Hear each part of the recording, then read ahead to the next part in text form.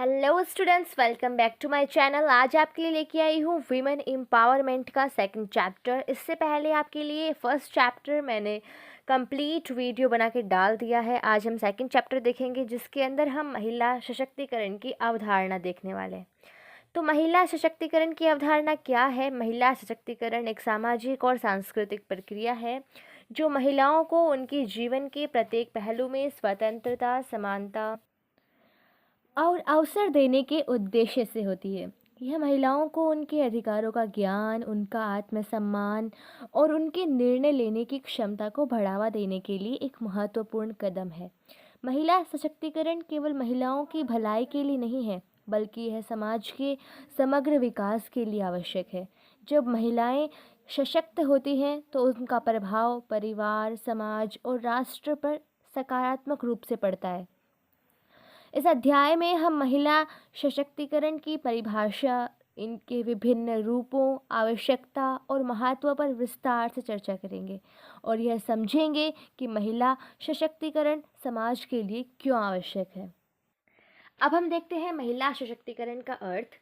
तो महिला सशक्तिकरण का अर्थ है महिलाओं को उनके जीवन में निर्णय लेने की शक्ति देना, ताकि वे अपने भविष्य को खुद आकार दे सके। यह महिलाओं को सामाजिक, आर्थिक और राजनीतिक क्षेत्रों में समान अधिकार प्राप्त करने का अवसर प्रदान करता है। महिला सशक्तिकरण का उद्देश्य यह सुनिश्चित करना है कि महिलाएं अपनी पसंद और निर्णयों के आधार पर अपने जीवन को चला सके। इसका मतलब है कि उन्हें समाज में समान अवसर, समान वेतन, समान शिक्षा और समान सुरक्षा मिले, ताकि वे अपनी क्षमताओं और गुणों को पूरी तरह से उपयोग करें। इसकी परिभाषा क्या लिखेंगे हम? महिला सशक्तिकरण का मतलब केवल महिला अधिकारों को कानूनी रूप से मान्यता देना नहीं है, बल्कि इसका उद्देश्य महिलाओं को खुद अपने जीवन और निर्णयों पर नियंत्रण हासिल करने का अवसर देना है।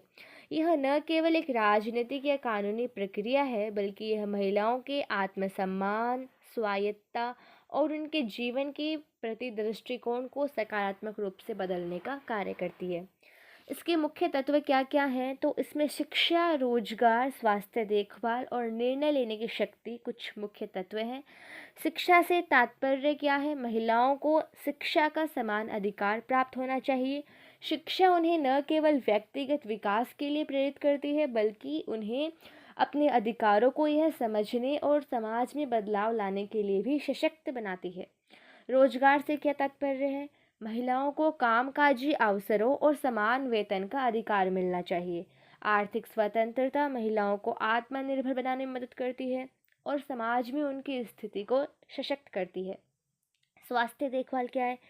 तो महिलाओं को गुणवत्तापूर्ण स्वास्थ्य देखभाल सुविधाएं मिलनी चाहिए, ताकि वे शारीरिक और मानसिक रूप से स्वस्थ रहें। निर्णय लेने की शक्ति में क्या? तो महिलाओं को परिवार और समाज और कार्यस्थल में महत्वपूर्ण निर्णय लेने का अधिकार होना चाहिए। यह उनके आत्मविश्वास को बढ़ाता है और उन्हें सशक्त बनाता है। ठीक है, अब हम देखते हैं महिला सशक्तिकरण के रूप। क्या क्या रूप हैं इसके? तो महिला सशक्तिकरण को 4 प्रमुख रूपों में बांटा जा सकता है, जो महिलाओं को विभिन्न स्तरों पर सशक्त बनाते हैं। आर्थिक, सामाजिक, राजनीतिक और सांस्कृतिक ये 4 रूप हैं। इन रूपों का उद्देश्य महिलाओं को समाज के प्रत्येक पहलू में सक्रिय रूप से भाग लेने के लिए प्रेरित करना है। हम देखते हैं सबसे पहले आर्थिक सशक्तिकरण। तो आर्थिक सशक्तिकरण महिलाओं को अपने वित्तीय निर्णय लेने की स्वतंत्रता और आत्मनिर्भरता प्रदान करता है। यह उनके जीवन को बेहतर बनाने के साथ साथ समाज और परिवार के विकास में भी मदद करता है। आर्थिक सशक्तिकरण के अंतर्गत वित्तीय स्वतंत्रता, समान वेतन और उद्यमिता आते हैं। वित्तीय स्वतंत्रता से अर्थ है महिलाओं को अपनी आर्थिक स्थिति में सुधार करने के लिए समान अवसर और संसाधन उपलब्ध कराए जाने चाहिए। जब महिलाएं आर्थिक रूप से स्वतंत्र होती हैं तो अपने परिवार की स्थिति में सुधार करती हैं और समाज के अन्य क्षेत्रों में भी योगदान दे सकती हैं। समान वेतन से क्या अर्थ है यहाँ पर? समान वेतन के लिए महिलाओं को समान वेतन मिलना चाहिए। इस पहल का उद्देश्य यह सुनिश्चित करना है कि महिलाओं को उनके कार्य के लिए उचित भुगतान मिले और उनके साथ समान व्यवहार किया जाए। उद्यमिता से क्या अर्थ होता है? उद्यमिता को छोटे व्यापार या फिर उद्यम स्थापित करने के अवसर मिलने चाहिए महिलाओं को। महिला उद्यमिता उनके आत्मविश्वास को बढ़ाती हैं और समाज में बदलाव लाती हैं। सामाजिक सशक्तिकरण में क्या आता है? तो सामाजिक सशक्तिकरण का मतलब है महिलाओं को परिवार, विवाह और शिक्षा जैसे सामाजिक मुद्दों में समान अधिकार देना। महिलाओं को समाज में समान स्थान प्राप्त होने चाहिए ताकि वे स्वतंत्र रूप से अपने जीवन को जी सकें और समाज में योगदान दे सकें। जैसे शादी और परिवार, महिलाओं को शादी के मामलों में स्वतंत्रता और अधिकार मिलना चाहिए। उन्हें परिवार में अपने रीति रिवाज और निर्णय लेने का अधिकार होना चाहिए। महिलाओं को शिक्षा का समान अधिकार मिलना चाहिए। यह न केवल उनके लिए बेहतर भविष्य की नींव रखता है, बल्कि यह समाज के भविष्य में भी योगदान करता है। जब महिलाएं शिक्षित होती हैं तो वे परिवार, समाज और देश के लिए बेहतर निर्णय ले सकती हैं। राजनीतिक सशक्तिकरण क्या होता है? तो राजनीतिक सशक्तिकरण का मतलब है महिलाओं को राजनीति में भाग लेना, निर्णय लेने के पदों पर बैठने और चुनावी प्रक्रिया में शामिल होने का अधिकार मिलना। राजनीति में भागीदारी कैसे लेती हैं महिलाएं? महिलाओं को राजनीतिक जीवन में समान अवसर मिलना चाहिए। उन्हें चुनाव में भाग लेने, प्रतिनिधित्व करने और नीतियां बनाने का अधिकार मिलना चाहिए। नेतृत्व, महिलाओं को राजनीतिक, प्रशासनिक और सामाजिक नेतृत्व के उच्च पदों पर नियुक्त किया जाना चाहिए। महिलाओं को चुनावों में मतदान का अधिकार भी प्राप्त होना चाहिए। इससे महिलाओं को लोकतंत्र में सक्रिय रूप से भाग लेने का अवसर मिलता है। सांस्कृतिक सशक्तिकरण से क्या अर्थ है? तो सांस्कृतिक सशक्तिकरण का मतलब है महिलाओं को कला, साहित्य, मीडिया और सांस्कृतिक गतिविधियों में समान प्रतिनिधित्व का अवसर मिलना। इसमें कला और मीडिया, तो महिलाओं को मीडिया और कला के क्षेत्रों में समान अवसर मिलना चाहिए। महिलाओं को फिल्मों, टीवी शो, कला में अपनी कला को, विचारों को प्रस्तुत करने का अधिकार मिलना चाहिए।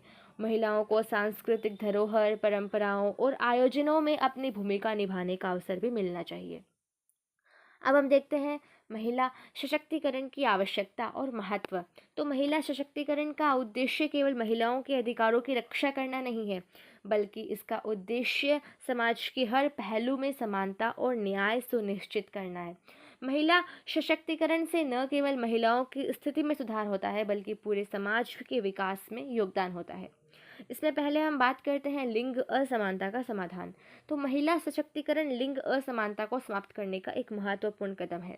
भारत में आज भी महिलाओं को शिक्षा, स्वास्थ्य और रोजगार जैसे क्षेत्रों में समान अवसर नहीं मिलते। महिला सशक्तिकरण इन असमानताओं को दूर करने के लिए जरूरी है ताकि समाज में हर व्यक्ति को समान अवसर मिल सके। शिक्षा में समानता, लड़कियों को शिक्षा में समान अवसर नहीं मिलते, जिससे उनका सामाजिक और आर्थिक विकास प्रभावित होता है। महिलाओं को स्वास्थ्य देखभाल और रोजगार के अवसरों में असमानता का सामना करना पड़ता है, जो उनके जीवन की गुणवत्ता को प्रभावित करता है। अब हम देखते हैं समाज पर क्या प्रभाव पड़ता है इससे। तो जब महिलाएं सशक्त होती हैं तो इसका सकारात्मक प्रभाव समाज पर पड़ता है। सशक्त महिलाएं परिवारों, समुदायों और समाज के विकास में योगदान देती हैं। इससे क्या होता है कि सशक्त महिलाएं मजबूत परिवारों का निर्माण करती हैं, जो समाज के लिए आधार हैं। महिलाओं का सशक्त होना समाज के विकास में भी मदद करता है। जब महिलाएं अपनी क्षमताओं का पूरा उपयोग करती हैं तो समाज में समृद्धि और समानता आती है।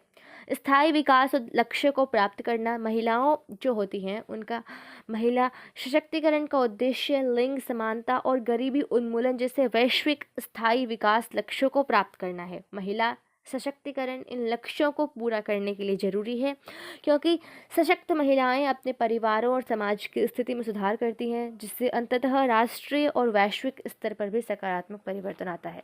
अगर आपको वीडियो अच्छी लगी तो वीडियो को लाइक कीजिए, चैनल को सब्सक्राइब कीजिए और किस तरह की वीडियो चाहिए इसके लिए आप मुझे कमेंट कर सकते हैं।